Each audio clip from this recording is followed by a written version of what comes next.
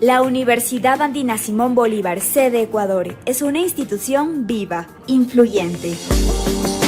La gestión de sus estamentos no se queda en sus aulas, se dirige a la sociedad. Son obras, publicaciones, conocimientos, investigaciones, que les relatamos enseguida a través de Diálogos Universitarios. Diálogos Universitarios. Espacio que destaca los hechos, avances y trabajos de la Andina. Con ustedes, Diálogos Universitarios.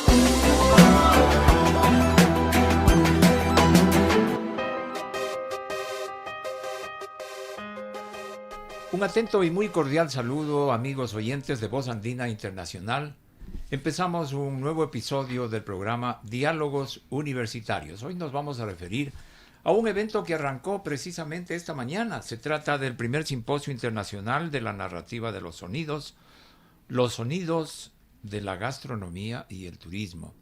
Para hablar sobre ello hemos invitado a dos participantes, coordinadores y organizadores de este evento. Ellos son el docente e investigador del área de comunicación de la Universidad Andina, Simón Bolívar, Gonzalo Ordóñez, bienvenido. Y también está con nosotros Karina Torres, ex compañera de trabajo, experta en precisamente esto, el sonido. Ella es licenciada en comunicación social. Bienvenidos. Cuéntanos tú primero, ¿con quién arrancamos? Sí, primero las damas, dele, Sí. dele, fuerte. Así que Karina, ¿cómo se ha abierto ya este simposio? ¿Y de qué se trata, no? ¿Que la gastronomía y el turismo suenan, Karina? Muchas gracias por la invitación, Rami. Pues sí, justamente estamos aquí para hacer énfasis en todo este proceso que nos da los sonidos, ¿no? Este simposio nació justamente por el gusto y la idea de saber qué posibilidades nos puede dar la narrativa sonora, qué posibilidades tiene el sonido. Y no necesariamente por la voz, sino el sonido en sí, el sonido de nuestros entornos. Y descubrir, y de hecho eso ya vimos una parte hoy en la mañana, justo reconocimos sonidos de la cocina, porque en realidad la principal línea, por decirlo así, de este simposio es esto, ¿no? El sonido del turismo y de la comida, porque la comida es turismo. Entonces, es reconocer esta línea transversal que gracias a los sonidos también podemos llamar a que visiten nuestros lugares, ¿no? Así es, y en efecto estos temas se entiende que suenan de alguna manera, como te preguntaba, pero para llegar a ellos, desmenuzarlos, encontrar contenidos, requiere investigación y paciencia. ¿Es así, Gonzalo? Es así, solo quiero resaltar que hoy en la mañana estuvimos con Pedro Roger y Cristian Núñez. Pedro es un conocido influencer en el campo de la gastronomía, ¿no? Y el diálogo fue espectacular ahora en la mañana. Espero que van a verlo grabado en las redes para los que se perdieron. Pero también tenemos otros temas en carpeta, ¿verdad? También vimos el tema de ruidos y sonidos dentro del turismo, mundos y gentes, con Emilio Polo García de Cuba, Pedro Roger y Cristian Núñez son de Paraguay, y bueno, estuvo muy lindo. Bueno, ¿no? eso es lo inicial. Ya que empezaste con los nombres y temas, por favor, continúa. ¿Qué más temas van a tener? Sí, de una vez. De una vez, sí, de una claro. vez nos jalamos la agenda. Entonces, el día de mañana, martes 25, vamos a tener una conferencia con Gonzalo Moreira de Uruguay, que es un artista espectacular, y la conferencia se llama Sonamos. Es una sorpresita, pues una sorpresa sonora. Y después vamos a tener a Andrea Vaca y mi querida colega y compañera Karina Torres, que van a trabajar micro documental radiofónico, ¿no? Todo esto es fruto de experiencias de investigación que ya les voy a comentar más tarde. Pero es fantástico entender todo lo que puede registrarse del mundo a través de los sonidos. Es decir, estamos acostumbrados a ver las cosas, ¿no? Lo que está ocurriendo, ¿no? Pero no a sentirlas. El sonido es mucho más sensorial. Y el tercer día vamos a tener a los olores del sonido, las narrativas de la escucha, que está Gonzalo Ordóñez, Andrea Vaca y Karina Torres. De hecho, el simposio nace de una investigación que estamos trabajando con Andrea Vaca, que es la coautora, y Cari, que es la asistente de investigación en el equipo, ¿no? La idea surgió de cómo contar una historia sonora sin la voz humana, sin un narrador. Y que, sin embargo, podamos inscribir la forma de los sonidos, ¿no? Entonces, estamos en esta investigación muy avanzada. Vamos a plantear el primer avance de esta investigación. Lo vamos a poner aquí en el simposio, ¿verdad? Así que les invito, es bien novedoso, es realmente un campo nuevo de conocimiento el que hemos descubierto. Estamos que flipamos, como decimos acá en España. Y después tenemos entre los mercados de París y Guayaquil, con Freddy Vallejo de Colombia, que tiene una obra taller. Es decir, él además trabaja mucho los sonidos informáticos y toda una experiencia a través de software, a través de vivencias, a través de experimentos. Es una obra taller que va a ser presentada el último día, así que les invito muy a atractivo asistir. Estos temas y estos contenidos, Gonzalo. Karina, ¿cómo resumirías tú tu experiencia en el trabajo sonoro que has hecho en este tiempo? Y de eso, ¿qué es lo que vas a transmitir en el simposio?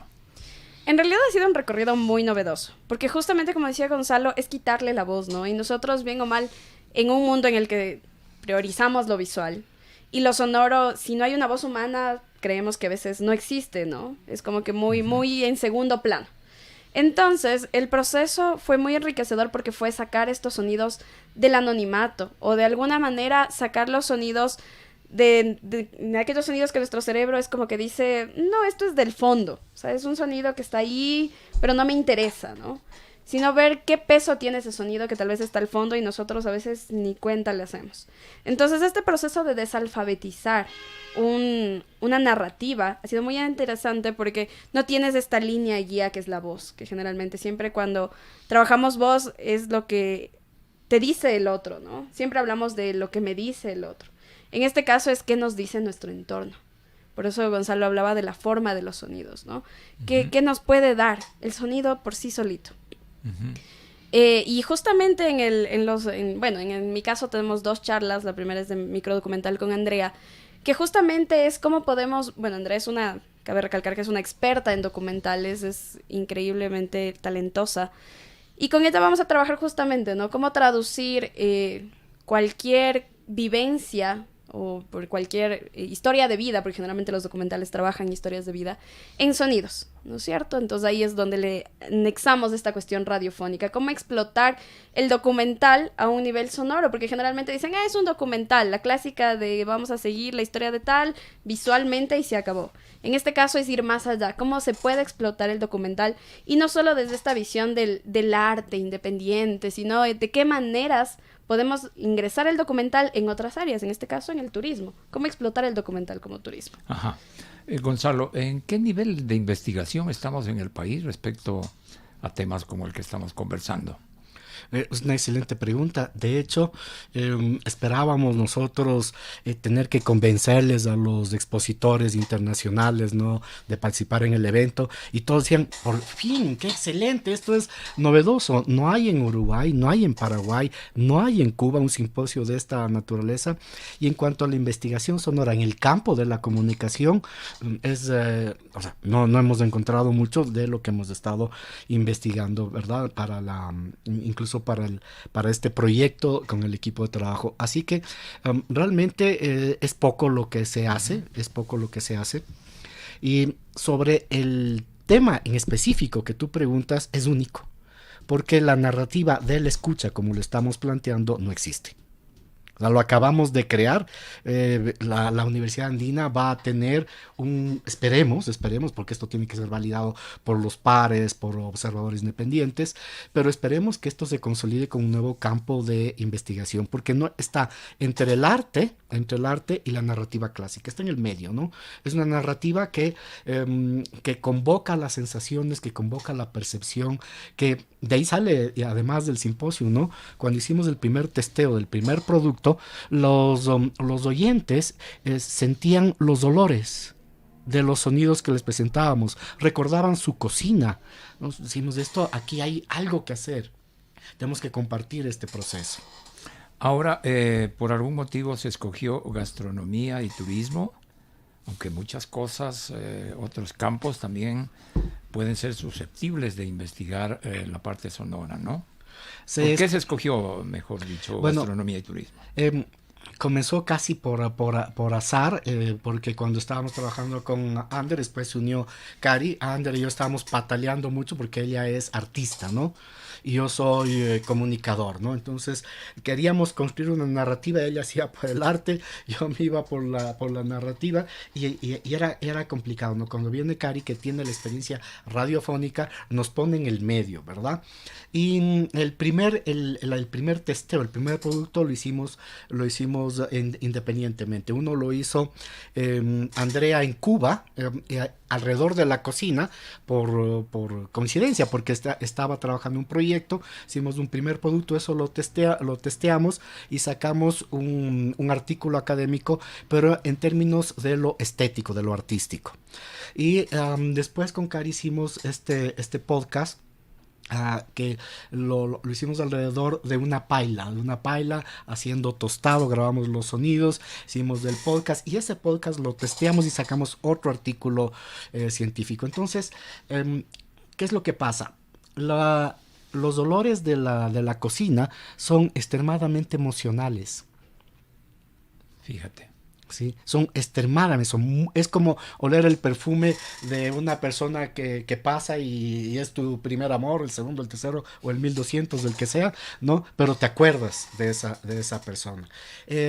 Algo ocurre con los sonidos, ¿no? Los sonidos de la cocina jalan a la memoria, a la experiencia, a nuestra humanidad, a la abuela, a la mamá. Y eso nos gustó mucho, ¿no? Además, los sonidos de la cocina son infinitos. ¿Por qué? Porque tú, todo lo que haces en la cocina, o sea, no todo, aquí se ríe porque queríamos, yo dije, puse en el guión el sonido del salero, ¿no? Y la sal no suena. Entonces, Cari y Andrea se peleaban conmigo y después de mucha conversación, claro, yo cedí. No es la sal la que suena, sino el arroz dentro del salero, ¿verdad? Así que, pero tú tienes el corte de la cebolla, el corte del ajo, el exprimir, el movimiento de los pies, del fuego, ¿sí? Estás lleno de sonidos, ¿no?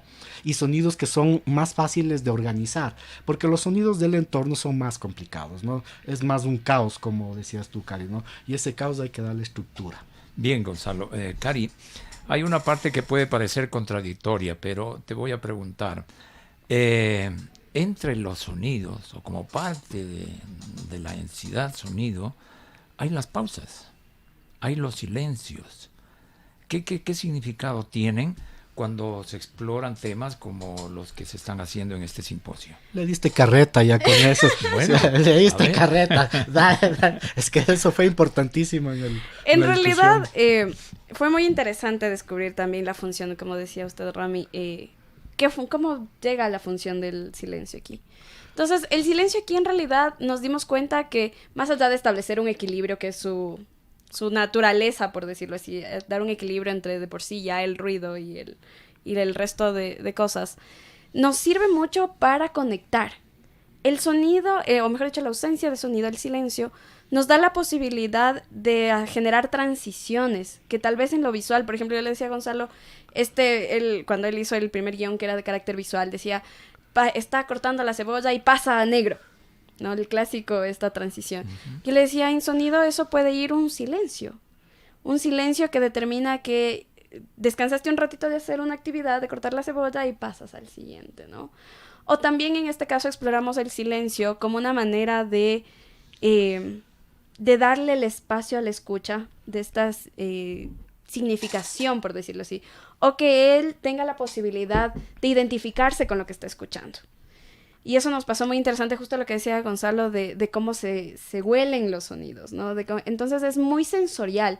Y el silencio acompaña la parte sensorial muy fuerte, porque al momento en que hay silencio es como que todo tu cuerpo se pone de una manera en que está alerta al próximo sonido, ¿no es cierto? Por eso es muy transicional, muy significativo. Entonces, en nuestro caso, en la exploración, el silencio se explota de esa manera, justamente. Cómo Muy bien. atribuye muy bien a su entorno y a la transición de escenas sonoras. Muy bien explicado. Bueno, vamos a la parte final ya, Gonzalo. Estamos en el desarrollo de este simposio ya. Todavía hay oportunidad de, no sé, de inscribirse, acceder. Sí, totalmente. ¿Cómo lo Si pones seguimos? en el buscador simposio narrativas sonoras, ya te aparece inmediatamente el link para la inscripción, ¿no? Es gratuito, estamos cubriéndolo por Zoom, ¿no? Hay un streaming en Facebook, así que tienen también acceso varias vías. a través de eso, y posteriormente publicaremos este simposio vía YouTube o donde sea. Bien, si es que es así, invitación por favor a nuestra audiencia para que aprecien y sigan este simposio. Pues sí, están cordialmente invitados, toda nuestra audiencia está invitada a esta nueva exploración del sonido, a estas nuevas narrativas para explotarlas, para conocerlas y sobre todo para identificarnos. Porque la comunicación es eso, identificarnos, y aún más en una cocina. La cocina es el centro de las casas. Así que inmérsase con nosotros en este mundo. Vengan a oler los sonidos y aprender de los sonidos. Sí, les va a dar ganas de comer algo después del simposio. Es estimulante, es estimulante. Muchísimas gracias, Gracias a Karina ti. y Gonzalo, Muchas por gracias. estar aquí, hablándonos del primer simposio internacional de la narrativa de los sonidos de la gastronomía y el turismo. Hasta una próxima oportunidad. Muchas gracias, Rami. Y hasta pronto también con nuestra audiencia de Voz Andina Internacional, Diálogos Universitarios. Volverá con ustedes muy en breve. Voz Andina Internacional presentó Diálogos Universitarios, la gestión de la Universidad Andina Simón Bolívar, sede Ecuador, en las voces de sus representantes. La universidad no se queda en sus aulas, se dirige a la sociedad. Diálogos Universitarios. Sus obras, publicaciones, conocimientos, investigaciones, les hemos resaltado en Diálogos Universitarios. Espacio que destaca los hechos, avances y trabajos de la Andina. Hasta la próxima.